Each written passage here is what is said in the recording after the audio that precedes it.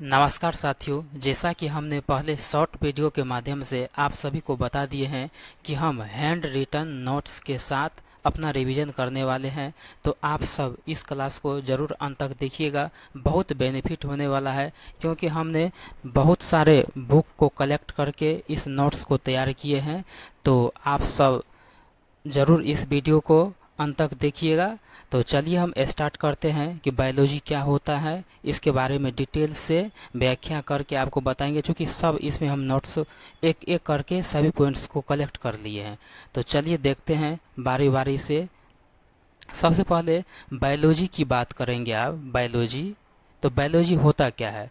तो बायोलॉजी को हिंदी में जीव विज्ञान बोलते हैं। ठीक, तो हम जब बायोलॉजी के बारे में जानना चाहेंगे तो सबसे पहले इसमें सजीव, यहाँ पर देख रहे हैं, सजीव का अध्ययन करेंगे। यानी विज्ञान की वह शाखा जिसके अंतर्गत जीवधारी यानी सजीव का अध्ययन किया जाता है, उसे जीव विज्ञान कहते हैं। तो अब देखिए, जीव विज्ञान शब्द का जो सबसे पहला प्रयोग है वो लेमार्क ने किया था। जीव विज्ञान का सबसे पहला प्रयोग लेमार्क ने किया था और ट्रेविरेनस किया था। कब? 1802 ईस्वी में। ओके, अब देखिए, जीव विज्ञान जो होता है ये दो ग्रीक शब्दों यानी बायो और लोगो से मिलकर बना हुआ है। बायो का मतलब होता है जीवन यानी लाइफ, और लोड्स का मतलब होता है स्टडी यानी अध्ययन।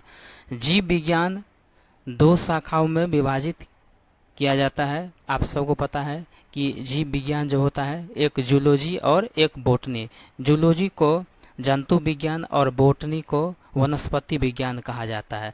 तो अब हम जो पढ़ने वाले हैं वो जूलॉजी को पढ़ेंगे। जूलॉजी यानी जंतु विज्ञान।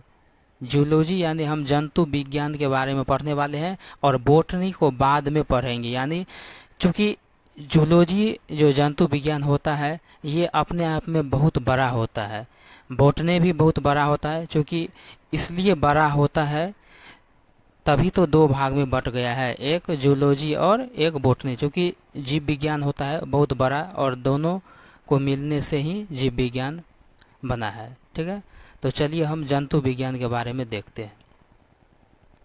जंतु विज्ञान, जंतु विज्ञान क्या होता है? इसके अंतर्गत जंतुओं का अध्ययन किया जाता है। जंतु विज्ञान जूलॉजी का जो जनक है उसे अरस्तु को कहा जाता है, और अरस्तु अपना एक बुक लिखा है जिसका नाम है जंतु इतिहास। ठीक है, देख लीजिए, इसमें जंतुओं की रचना, स्वभाव, वर्गीकरण, जनन आदि का वर्गीकरण किया हुआ है। उसके बाद देखिए बोटनी क्या होता है। चूँकि बोटनी को हम बाद में पढ़ेंगे, लेकिन यहाँ पर सिर्फ इसका परिभाषा जान लेते हैं कि बोटनी क्या होता है। देखिए यहाँ पर बोटनी, तो इसके अंतर्गत पेड़ पौधा, जितने भी पेड़ पौधा आता है वो सब किस में आता है? वनस्पति विज्ञान में आता है, बोटनी में आता है। वनस्पति विज्ञान का जो जनक होता है इसको थियोफ्रेस्टस, वनस्पति विज्ञान का जनक थियोफ्रेस्टस को कहा जाता है। ये बहुत इम्पोर्टेंट है, इसे आपको याद रखना ही होगा। थियोफ्रेस्टस ने अपना एक पुस्तक लिखा है, ये अपना एक पुस्तक लिखा है हिस्टोरिया प्लांटेरम। ठीक है, और बोटनी शब्द की उत्पत्ति एक ग्रीक भाषा है बोटनस से प्राप्त हुई है, जिसका अर्थ होता है घास। जिसका अर्थ क्या होता है? घास होता है। ठीक, क्योंकि हमें बोटनी अभी पढ़ना नहीं है तो बोटनी को छोड़ देते हैं और सीधा जूलॉजी यानी जंतु विज्ञान की ओर चलते हैं। तो सबसे पहले इसमें देखिए, सबसे पहले अगर हम जूलॉजी की बात करेंगे तो जंतु विज्ञान में सेल, सबसे पहले हम सेल की बात करेंगे, कोशिका की बात करेंगे। क्योंकि मानव का शरीर एक सेल यानी बहुत सारे सेल से मिलकर एक शरीर का निर्माण होता है। तो हमारे शरीर में बहुत सेल है, अरबों खरब मात्रा में सेल है। आप शरीर के किसी भी हिस्से की बात करेंगे तो सब हिस्सा क्या होता है? सेल से मिलकर बना हुआ होता है। अब चलिए सेल को डिटेल से बताते हैं। क्योंकि इतना हम इसमें पॉइंट को ऐड कर दिए हैं, कोई भी एग्ज़ाम होगा जो इस जितने भी हम पॉइंट्स इसमें नोट किए हैं इससे बाहर कोई भी एग्ज़ाम नहीं पूछ सकता है, ये हम बता रहे हैं। अब देखिए कोशिका होता क्या है, तो कोशिका का अध्ययन साइटोलॉजी कहलाता है। कोशिका का अध्ययन साइटोलॉजी कहलाता है, याद रखना है, कोशिका का अध्ययन साइटोलॉजी कहलाता है। प्रत्येक जीवधारी का शरीर क्या होता है, सेल से मिलकर बना होता है, सेल से मिलकर बना होता है। अब जो कोशिका का सर्वप्रथम जो खोज किया था रॉबर्ट हुक, सबको याद होगा रॉबर्ट हुक ने कब, तो 1665 ईस्वी में किया था। इन्होंने रॉबर्ट हुक जो है मृत कोशिका का खोज किया था, जिसे फादर ऑफ साइटोलॉजी कहा जाता है। ओके, अब देखिए, अब जीवित कोशिका, यहाँ पर जीवित कोशिका का खोज एंटोनी वन लियोमेन हॉक ने 1674 ईस्वी में किया था, और इसे फादर ऑफ बैक्टीरियोलॉजी कहा जाता है। किसको, एंटोनी वन लियोवेन हॉक को फादर ऑफ बैक्टीरियोलॉजी कहा जाता है। अब देखिए यहाँ पर कि मृत कोशिका को नेक्रोसिस कहा जाता है, ये बहुत इंपॉर्टेंट है, मृत कोशिका को नेक्रोसिस कहा जाता है। उसके बाद देखिए अगला पॉइंट है कि रॉबर्ट ब्राउन ने अपनी कोशिका संबंधी खोजों का वर्णन माइक्रोग्राफिया पुस्तक में किया है। ओके, अब लियूवेन हॉक द्वारा खोजी गई नई कोशिका, ये जो लियूवेन हॉक जो है सो बैक्टीरिया का खोज किया था। उसके बाद RBC protozoa sperm. Okay, Leeuwenhoek की पुस्तक का नाम है सीक्रेट्स ऑफ नेचर। ओके, चलिए अगला पॉइंट्स देखते हैं, जो कि हम रिवीजन पर्पस के और वीडियो बना रहे हैं, इसीलिए और डिटेल से नहीं चर्चा करेंगे। जितना पॉइंट्स हमने नोट किए हैं बस उतना पॉइंट्स को आप ध्यान में रखना है। स्लाइडेन एवं स्वान ने कोशिका सिद्धांत दिया है, ये बहुत इंपॉर्टेंट है। स्लाइडेन एंड स्वान ने कोशिका सिद्धांत दिया है, और उसने कहा कि शरीर कोशिकाओं से बना है, अतः कोशिका शरीर की सबसे छोटी इकाई है। इस बात को याद रखना है। कोशिका जो होता है ये शरीर की सबसे छोटी इकाई होता है। सबसे छोटी यूनिट क्या होता है, यूनिट एक पार्ट होता है। जैसे मान लीजिए कि अगर आप हाथ की बात करेंगे तो हैंड में क्या होता है, हैंड आपको जितने आपको मान लीजिए कितना 2 हैंड हाथ है ना, तो इसमें क्या होता है, ये दोनों हाथ जो है मान लीजिए पूरा शरीर ही कोशिका से बना है, लेकिन कोशिका का एक यूनिट होता है। आप छोटी छोटी इसको टुकड़ों में बांटेंगे, उसका भी एक यूनिट होता है, इतना याद रखना है। ओके, चलिए अगला पॉइंट्स की बात करते हैं। तो आगे पॉइंट्स क्या दिया है कि आधुनिक कोशिका विज्ञान, देख रहे हैं यहाँ पर, आधुनिक कोशिका विज्ञान के पिता किसको कहा जाता है, स्वानसन को कहा जाता है। इन्होंने सेल नामक पुस्तक लिखा है। और भारतीय कोशिका विज्ञान का जनक AK शर्मा को कहा जाता है। सबसे छोटी कोशिका माइकोप्लाज्मा, सबसे ये इम्पोर्टेंट है, सबसे छोटी सेल जो होता है कोशिका वो माइकोप्लाज्मा को कहा जाता है। और सबसे बड़ी कोशिका शुतुरमुर्ग का अंडा होता है। और सबसे लंबी कोशिका तंत्रिका तंत्र यानी नर्वस सिस्टम, जिसको स्नायु भी कहा जाता है। ओके, चलिए आगे पॉइंट्स देखते हैं, चूंकि रिवीजन करना है। तो अगला पॉइंट देखते हैं कि मानव शरीर में सबसे बड़ी कोशिका ओवम होता है, और मानव शरीर में सबसे छोटी कोशिका स्पर्म होता है। चलिए अब नोट्स नंबर 1 देखिए। नोट्स नंबर 1 इसमें दिया है कि तंत्रिका तंत्र में किसी भी प्रकार का विभाजन नहीं होता। आपका जो नर्वस सिस्टम होता है, जो आपका ब्रेन है, उसमें सेल डिवीजन नहीं होता है, अतः इसे क्षतिग्रस्त होने पर ठीक नहीं हो सकता है। इसी कारण चोट लगने पर क्या होता है, डेड हो सकते हैं। चलिए अगला पॉइंट्स देखते हैं। तो सबसे तेजी से सेल डिवीजन जो होता है लीवर में होता है, यकृत में होता है, जिसको जिगर कहा जाता है। यह क्षतिग्रस्त सेल को स्वतः ही ठीक कर लेते हैं। लीवर जो होता है ये अपने आप ठीक हो जाता है, क्योंकि इसमें सेल डिवीजन बहुत तेजी से होता है। उसके बाद देखिए अगला पॉइंट्स, मानव शरीर का एकमात्र कोशिका अपना आकार बदल सकता है, वो क्या है, WBC, white blood cell, WBC। चलिए अगला पॉइंट देखते हैं, कोशिका यानी सेल क्या होता है, ये कैसे बनता है, सेल कैसे बनता है, इसको भी हम नोट कर लिए, जो कि बहुत सारे स्टूडेंट के मन में सवाल रहता है कि पूरा शरीर तो हमारा सेल से बना है, लेकिन सेल बना कैसे है। तो प्राकृतिक रूप से पहले से मौजूद कोशिका के विभाजन यानी सेल डिवीजन से नया सेल बनता है, इसे सेल डिवीजन कहते हैं। समझ गए, यानी जो नेचुरली रूप से हमको पहले से मौजूद सेल जो है उसी में क्या होता है, विभाजन होने के बाद एक नया सेल बनता है, उसी को क्या बोलते हैं, सेल बोलते हैं। सेल कैसे बनता है, अब देखिए सेल डिवीजन क्या होता है। सेल डिवीजन, तो जब शरीर को बढ़ने या मरम्मत की ज़रूरत होती है तो एक पुरानी सेल विभाजित होकर दो या दो से अधिक नया सेल बनता है। अब जो है सेल डिवीजन दो प्रकार का होता है, एक होता है माइटोसिस होता है, एक होता है मेयोसिस होता है। माइटोसिस क्या होता है, तो इसमें होता है एक कोशिका से दो समान कोशिका बनती है, यह शरीर के विकास एवं घाव भरने के लिए होता है। और मेयोसिस क्या होता है, यह केवल प्रजनन के लिए होता है, जैसे माता के अंडे और पिता के स्पर्म। चलिए अगला पॉइंट्स देखते हैं। यहाँ पर देख लीजिए, हमने इसको भी एक शॉर्ट नोट बना दिया। अभी तक जितना आप पढ़े हैं ऊपर, उसको एक बार क्विक रिवीजन की ओर से देखिए। सेल रिकैप यानी कोशिका विभाजन, इसका निर्माण जो होता है क्या होता है, दो वस्तुओं का बन जाना। अब देखिए सेल को क्या बोलते हैं, साइटोलॉजी बोलते हैं। इसका खोज रॉबर्ट हुक किया था। रॉबर्ट हुक ने जो है मृत कोशिका का खोज किया था, ठीक है, और खोज करने के बाद मार दिया हुक ने। उसके बाद देखिए ल्यूवेनहॉक जो होता है, ये ल्यूवेनहॉक ये जीवित कोशिका का खोज किया था। इन्होंने जीवाणु को खोज किया था। हमारा शरीर छोटी छोटी कोशिकाओं से मिलकर बना है, इसे कोशिका सिद्धांत कहते हैं, जो कि स्लाइडन एंड स्वान ने कहा था।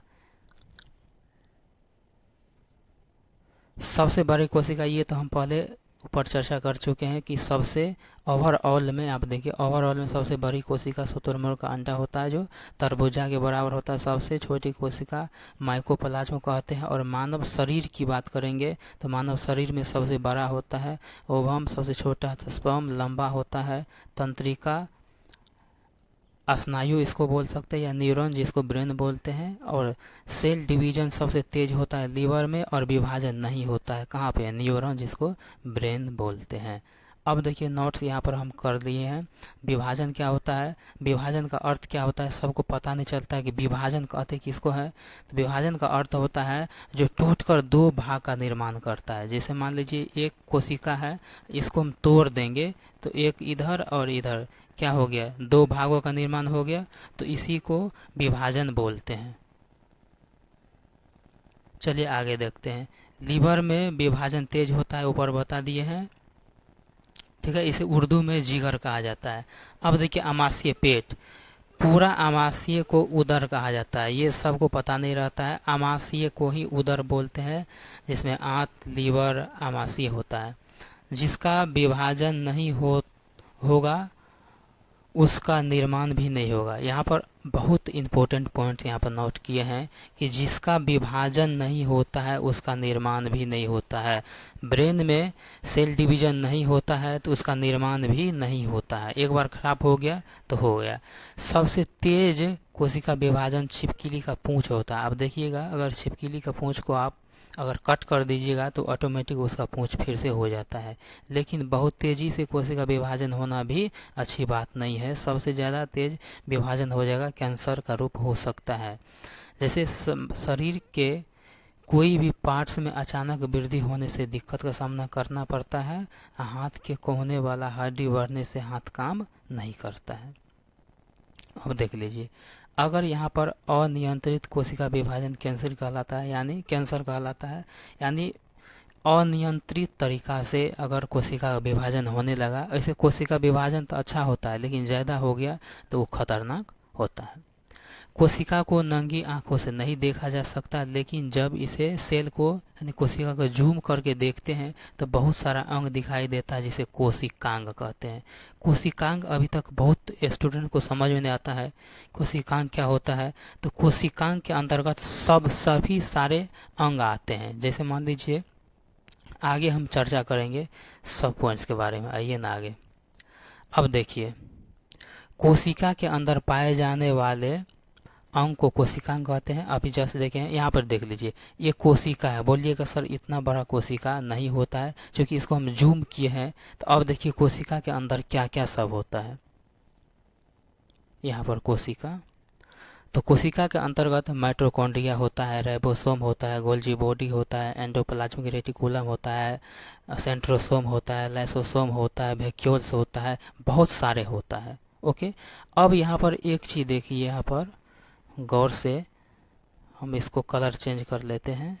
यहाँ पर देखिए, ये जो देख रहे हैं ये सेल का ये बाहरी जो परत देख रहे हैं इसको कोशिका झिल्ली कहते हैं। कोशिका झिल्ली केवल जंतु विज्ञान में होता है,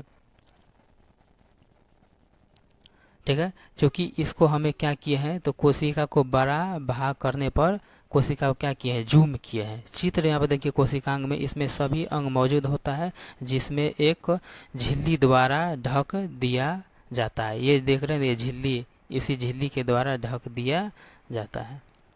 चलिए आगे देखते हैं। क्योंकि सब पॉइंट इसमें हम नोट कर दिए हैं तो कुछ और आगे डिटेल से बताने की ज़रूरत नहीं है, सब कुछ इसी में है। शरीर में सभी जगह माइटोकॉन्ड्रिया पाया जाता है। शरीर में सभी जगह माइटोकॉन्ड्रिया पाया जाता है, क्योंकि एनर्जी यही बनाता है। जब कोशिका झिल्ली में कोई एक छेद कर दे तो कोशिका नष्ट हो जाएगा। जैसे दीवार पर आदमी रगड़ जाना, जैसे मान लीजिए आप कहीं पर जा रहे हैं और किसी दीवार से आपका हाथ रगड़ा गया है तो क्या हो गया, वहाँ पर जितने भी सेल होता है वो क्या होता है, सेल मर जाता है। इसीलिए आपको दर्द होता है या खरोच महसूस होता है। मानव अपना कोशिका को रक्षा करने के लिए कपड़ा पहनना पड़ता है। आप बोलिएगा कि हम कपड़ा क्यों पहनते हैं, तो कपड़ा शौक से नहीं, क्योंकि अपने शरीर में जितने भी सेल होता है उसको बचाने के लिए हम कपड़ा पहनते हैं, ताकि कहीं पर कोई खरोच ना हो और सेल मरे नहीं।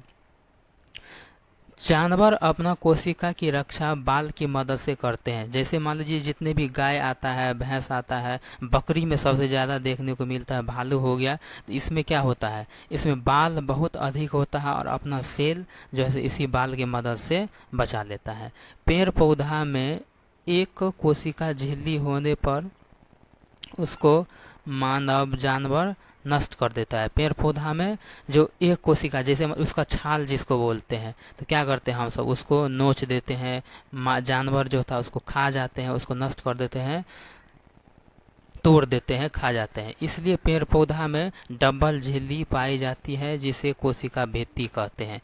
जैसे मान लीजिए कि ये पेड़ है, ये पेड़ है, मान लो ये कोई पेड़ है, तो इसमें जो है ना, इसमें कोशिका भित्ति होता है, क्योंकि इसमें कोशिका झिल्ली का डबल लेयर रहता है, ठीक है ना। कोशिका झिल्ली का डबल लेयर रहता है, जो कि हम हाथ से नहीं बना पाएंगे, पीपीटी है, तो आप समझ लीजिए अपने से। चलिए आगे देखते हैं। यहाँ पर देख लीजिए, कोशिका झिल्ली एवं कोशिका भित्ति ये अर्धपारगम्य होता है। अर्धपारगम्य का मतलब इसमें आर पार हो सकता है। जैसे मान लीजिए कि मानव का पसीना जो चलता है, मानव का पसीना, तो अर्धपारगम्य झिल्ली है, इसीलिए तो पसीना आता है, नहीं तो अंदर ही पैक हो जाता, पसीना नहीं आता। बात को समझिए आप। चलिए हम अब सेल को देखते हैं। तो सेल का जो बाहरी हिस्सा देख रहे हैं, ये गोल वाला, ये बाहरी हिस्सा, ये गोल वाला, इसको कोशिका झिल्ली बोलते हैं। और ये फूल की तरह ऐसे ऐसे जो किए हैं इसको कोशिका भित्ति बोलते हैं। इसको प्लांट सेल वाल बोलते हैं, कोशिका भित्ति बोलते हैं। पेड़ पौधा में दोहरी झिल्ली पाई जाती है, आपको अभी भी जस्ट बताए, क्योंकि दोहरी झिल्ली नहीं होगा तो मानव इसको खा जाता है और जानवर भी उसको खा जाता है, ठीक। कोशिका झिल्ली, कोशिका भित्ति जो होता है ये दीवार का काम करता है, ओके। कोशिका भित्ति के आधार पर कोशिका झिल्ली एवं कोशिका भित्ति को वर्गीकरण किया गया है। कोशिका भित्ति के आधार पर कोशिका झिल्ली और कोशिका भित्ति को वर्गीकरण किया गया है। आगे पॉइंट देखिए, कोशिका भित्ति क्या होता है। कोशिका भित्ति, तो पेड़ पौधा बाकी सभी जानवर जो एनिमल के श्रेणी में आते हैं। प्रत्येक कोशिका अपना भोजन बनाते हैं, प्रत्येक कोशिका अपना भोजन बनाते हैं। अब देखिए यहाँ पर एक चीज कट गया है कि महिला के ओवम में माइटोकॉन्ड्रिया नहीं पाया जाता है, ये बात याद रखना। अगला पॉइंट है कि कोशिका के अंदर पाए जाने वाले अंग को कोशिकांग कहते हैं। ये पहले हम आपको बता चुके हैं ऊपर में।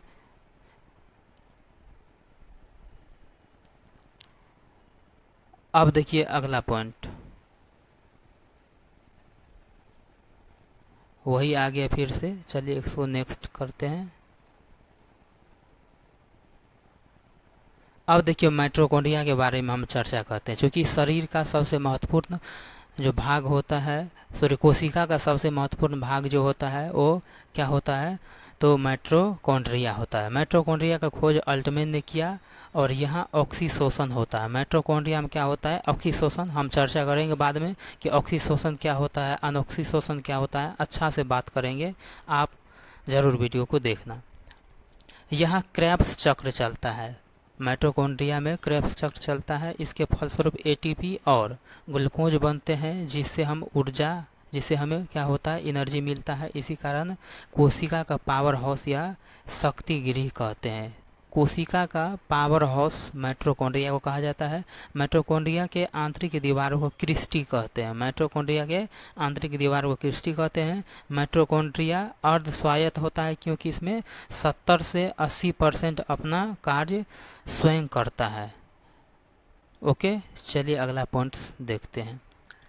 अगला है कि माइटोकॉन्ड्रिया केंद्रक के बाद दूसरा सबसे बड़ा कोशिका का अंग है। माइटोकॉन्ड्रिया में ये जो केंद्रक होता है, केंद्रक के बाद जो होता है माइटोकॉन्ड्रिया ही सबसे बड़ा कोशिका का अंग है। माइटोकॉन्ड्रिया की संरचना दोहरी झिल्ली वाली संरचना होती है, ये अभी बता दिए पहले। क्योंकि यहाँ पर देख लीजिए, ये पहला झिल्ली हो गया जिसको कोशिका झिल्ली कहते हैं, और ये वाला भाग को कोशिका भित्ति कहते हैं, जिसको सेल वाल बोला जाता है। एक एक पॉइंट सामने नोट कर दिए हैं, इसमें कुछ हमको ड्रॉ करने की ज़रूरत नहीं है, सिर्फ आपको हम बताते जाएंगे, आप इसको समझते चलिए, क्योंकि रिवीजन करना है। अब देखिए सेल वाल क्या होता है, कोशिका भित्ति क्या होता है। तो सेल वाल जो होता है ये सेलुलोज का बना होता है। बहुत इंपॉर्टेंट पॉइंट्स है कि पेड़ पौधा का कोशिका भित्ति सेल वाल ये सेलुलोज का बना होता है, ये बहुत इंपॉर्टेंट है सेलुलोज। पादप में सेलुलोज पाया जाता है। ऊपरी भाग जो छाल जिसको देखते हैं, जो बकरी सब घींच घींच के खाते रहता है, वो सेलुलोज का बना होता है। पादप से बनने वाले सभी वस्तुओं में सेलुलोज होता है। जितने भी पेड़ पौधा होता है सब में सेलुलोज होता है। सेलुलोज का काम क्या होता है, अपने लोग दैनिक जीवन में करते हैं। तो पेपर जो होता है सेलुलोज का बना है, कॉपी सेलुलोज, कार्टून, नोट जो पैसा होता है ये भी सेलुलोज का बना होता है। कपड़ा, पौधों से रुई, और रुई खींचकर पतला धागा, और धागा से कपड़ा, सब का सब क्या होता है, सेलुलोज का बना होता है। मानव सेलुलोज को पचा नहीं सकता है, मानव सेलुलोज को पचा नहीं सकता है। सबसे ज़्यादा एनर्जी सेलुलोज में ही पाया जाता है। आप बोलिएगा कि सर सबसे ज़्यादा तो एनर्जी सेलुलोज में ही पाया जाता है, तब तो हमको खा के ताकतवर होना चाहिए।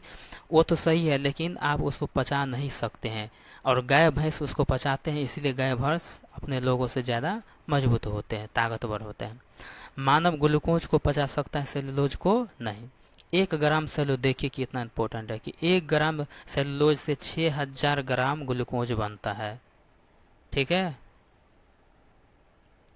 चलिए अगला पॉइंट से देखते हैं।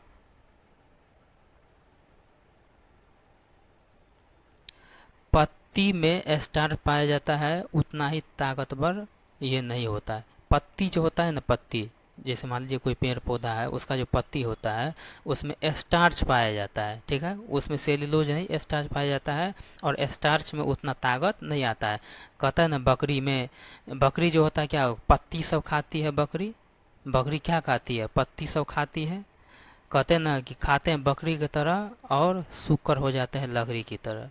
ओके, अगला देखिए कोशिका भित्ति सेल वाल क्या होता है। सेल वाल तो ये सेलुलोज का बना होता है कोशिका भित्ति, और इसमें देखिए पेप्टिडोग्लाइकेन जिसे जीवाणु कहते हैं, और कवक की कोशिका भित्ति क्या होता है, तो काइटिन की बनी होती है। कवक की कोशिका भित्ति काइटिन की बनी होती है, और पेप्टिडोग्लाइकेन की कोशिका भित्ति जीवाणु को बनी होती है, और सेलुलोज की कोशिका भित्ति पादप, यानी पादप का कोशिका भित्ति क्या होता है, सेलुलोज का बना होता है। अगला देखिए माइटोकॉन्ड्रिया के पास अपना राइबोसोम 70S होता है जो प्रोटीन खुद बनाता है। कोशिका झिल्ली जिसमें फास्फोलिपिड प्रोटीन का बना होता है। कोशिका झिल्ली जो होता है जिसमें फास्फोलिपिड पाया जाता है वो प्रोटीन का बना होता है। चलिए अगला पॉइंट्स देखते हैं। अब देख लीजिए, ये है माइटोकॉन्ड्रिया। ठीक है, माइटोकॉन्ड्रिया में 70S जो होता है, क्या होता है इसमें 70S पाया जाता है और राइबोसोम 80। ये जो देख रहते हैं यहाँ पे, ये देखिए कोशिका के बाहरी परत को क्या बोलते हैं, क्रिस्टी बोलते हैं। ये होगा माइटोकॉन्ड्रिया। और माइटोकॉन्ड्रिया का अपना डीएनए होता है और इसमें 70S राइबोसोम पाया जाता है। यहाँ पे 70S राइबोसोम पाया जाता है। माइटोकॉन्ड्रिया कोशिका के अंदर पाए जाते हैं और माइटोकॉन्ड्रिया ऊर्जा बनाती है और माइटोकॉन्ड्रिया को ऑक्सीजन चाहिए। ये जो आप सांस लेते हैं और ऑक्सीजन को ग्रहण करते हैं, ये सिर्फ और सिर्फ माइटोकॉन्ड्रिया को ही ज़्यादा से ज़्यादा फायदा होता है, क्योंकि उसे क्या होता है, एनर्जी का निर्माण करना होता है, तो उसे ऑक्सीजन की सबसे ज़्यादा ज़रूरत होती है। जब हम हवा से सांस लेते हैं तो हवा में मौजूद क्या सा होता है, नाइट्रोजन सबको पता है कि 78% होता है और ऑक्सीजन 21% होता है। अगला देखते हैं कि नाक के ऊपरी भाग में म्यूकस पाया जाता है। आप जो सांस लेते हैं, जितने भी धूल गर्दा जो आपके नाक से अंदर जाते हैं वो म्यूकस में ही चिपक जाते हैं और अंदर नहीं जाने देते हैं, जो धूल कण को सटा लेते हैं। फेफड़ा में ऑक्सीजन खींचने वाला होता है, नाइट्रोजन नहीं। आपका जो फेफड़ा होता है इसमें केवल ऑक्सीजन को खींचता है, नाइट्रोजन को नहीं। शरीर में सभी जगह ऑक्सीजन को ब्लड पहुंचाता है। आप बोलिएगा कि ऑक्सीजन हम जो सांस लेते हैं उसे कौन पहुंचाता है, तो ब्लड। क्योंकि आपके शरीर में सभी जगह कौन घूमता है, ब्लड घूमता है, बस वही ऑक्सीजन को लेता है। ऑक्सीजन जो होता है, आप नाक से ऑक्सीजन खींचते हैं और ये ऑक्सीजन कहाँ जाता है, फेफड़ा में, और फेफड़ा में जाने के बाद ब्लड इसको पकड़ लेता है। उसके बाद ऑक्सीजन में छोड़ दिया जाता है और ब्लड भारी हो जाता है, जिससे दिल धड़कता है। जैसे मान लीजिए आप लगातार आपका ऑक्सीजन ब्लड अगर लेके जाएगा तो क्या होगा, ब्लड भारी हो जाएगा और क्या होगा, दिल हार्ट को धड़कना चालू करा देगा। ठीक है, ये जो दिल जो होता है ना, ये दिल जिसको हार्ट बोलते हैं, ये जो है 120 पर 120 पर धकेलता है और 80 पर बुलाता है। यानी 120/80 को ही क्या बोलते हैं, तो बीपी बोलते हैं, ब्लड प्रेशर। ब्लड प्रेशर क्या होता है, तो 120/80। आपका जो ऑक्सीजन होता है ना, ऑक्सीजन जो फेफड़ा खींचता कलेक्ट करता है, वो 120 के स्पीड पर उसको धकेलता है 80 के बुलाता है 80 के स्पीड पर, मतलब खींचता है 80 के स्पीड पर और धकेलता है 120 के स्पीड पर, जिसी को ब्लड प्रेशर कहा जाता है। यहाँ समझ गए, यानी खींचता है कितना पर, 80 पर, और धकेलता है 120 पर। बस इसी से आपका पूरा शरीर में ऑक्सीजन चला जाता है। ओके, चलिए अगला देखते हैं कि हार्ट धड़कने का काम होता है। हार्ट का एक ही काम होता है, केवल धड़कना, माइटोकॉन्ड्रिया तक ऑक्सीजन को पहुंचाना। बस आप जो इसको दिल को दूसरे काम में बिजी कराते हैं वो नहीं होना चाहिए, उसका काम सिर्फ और सिर्फ क्या है, धड़कना है। ब्लड प्रेशर में ब्लड को शरीर के नस से जब रगड़ाता है, जैसे मान लीजिए आपका शरीर में ब्लड है, ठीक, और ब्लड सभी जगह जाता है तो रगड़ाते हुए जाता है। जब रगड़ाते हुए जाता है तो क्या होता है, शरीर में एक घर्षण पैदा होता है जिसे तापमान होता है, और वही तापमान कितना होता है आपका शरीर में, 37 डिग्री सेल्सियस होता है। अगला देखिए, ऑक्सीजन की ज़रूरत माइटोकॉन्ड्रिया को, और फेफड़ा बना है माइटोकॉन्ड्रिया के लिए। फेफड़ा जो आपका बना है केवल और केवल माइटोकॉन्ड्रिया के लिए। हार्ट जो होता है सभी जगह पंप करके ऑक्सीजन को पहुंचाता है। ये जो हार्ट जो आपका धड़कते रहता है वो पंप करके ऑक्सीजन क्या करता है, पहुंचाता है। ब्लड प्रेशर 120/80, सॉरी,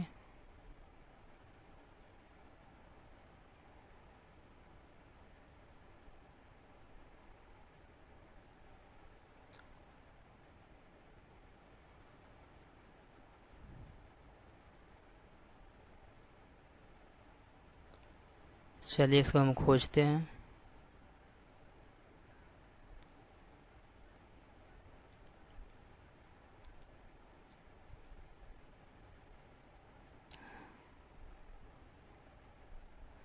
तो चलिए फाइनली हम यहाँ पर पहुँच गए हैं। अभी भी बताए हैं कि ब्लड प्रेशर जो होता है 120/80 होता है। ज़्यादा ऑक्सीजन ज़्यादा पहुँचेगा तो गुस्सा ज़्यादा होगा। अगर आप ज़्यादा ऑक्सीजन जल्दी जल्दी खींचिएगा तो पूरा गुस्सा आता है, और कम होने पर क्या होता है, शरीर में कमजोरी महसूस होता है। ऑक्सीजन की मदद से माइटोकॉन्ड्रिया में एक चक्र चलता है जिसे क्रेब्स चक्र बोलते हैं। और क्रेब्स चक्र जो होता है ये एटीपी का निर्माण करता है। ऑक्सीजन से क्रेब्स चक्र चलता है और क्रेब्स चक्र में 38 एटीपी का निर्माण होता है, और 38 एटीपी से मिलकर एक ग्लूकोज का निर्माण होता है, जिससे हमें क्या होता है, ऊर्जा प्राप्त होता है। ऊर्जा प्राप्त होता है। और ऊर्जा का जो इकाई होता है ये एटीपी होता है। ऊर्जा की इकाई क्या होता है, तो एटीपी होता है। ऊर्जा की इकाई एटीपी होता है।